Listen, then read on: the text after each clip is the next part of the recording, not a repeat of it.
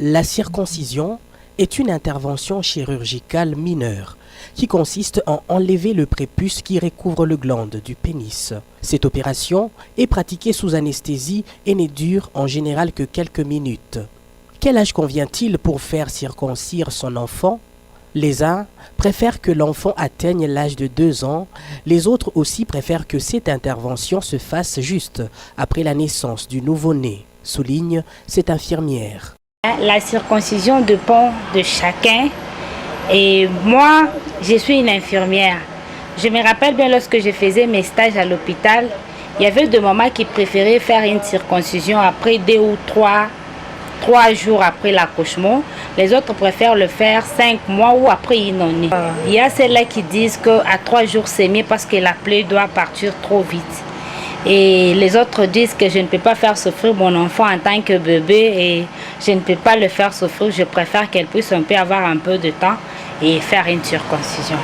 Pour certains parents, l'âge de la circoncision de l'enfant est facultatif. Les parents qui décident de faire circoncire leur nouveau-né le font souvent pour des motifs religieux, sociaux ou culturels.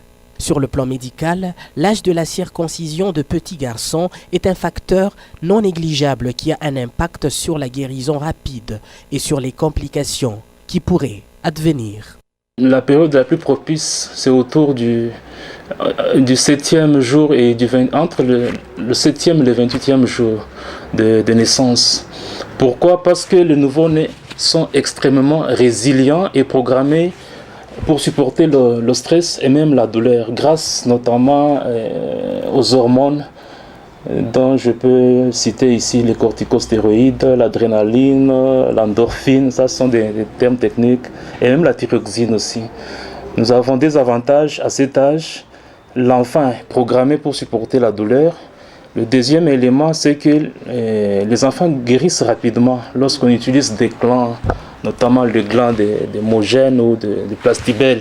La circoncision en soi est un acte protecteur pour l'enfant. Selon quelques études, les garçons circoncis risqueraient moins de contracter un cancer du pénis plus tard au cours de leur vie, même si cette forme de cancer est une extrême rareté, ou une infection par le VIH ou le VPH, ou une infection urinaire pendant leur enfance.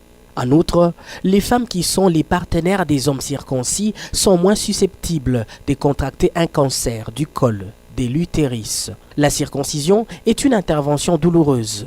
En général, les problèmes causés par l'intervention sont mineurs.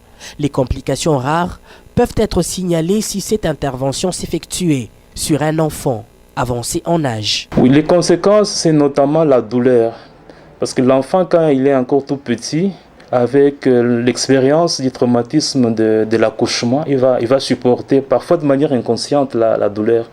Mais plus l'enfant prend de l'âge, tous les récepteurs au niveau de l'organe génital sont presque en éveil. Et donc, il y a premier élément, il y aura la douleur, l'intensité de la douleur à laquelle il va faire face. Le deuxième élément, c'est le risque de l'hémorragie. Parce qu'il a une plaie, il aura tendance tout le temps, dans le processus de cicatrisation, à un certain stade, il aura tendance à se gratter. Donc le cycle risque de recommencer. Au lieu qu'on ait l'avantage de la cicatrisation, c'est comme si c'est la même plaie qui reprend. Non seulement ça, il y aura aussi un risque d'infection si jamais il touche la plaie avec les mains qui ne sont pas propres. Et pour réduire le risque au minimum, l'intervention doit être effectuée par un praticien formé et expérimenté au moyen d'une technique stérile. Quelqu'un devrait effectuer un suivi dans le jour suivant l'intervention pour s'assurer que les saignements ne se sont pas aggravés.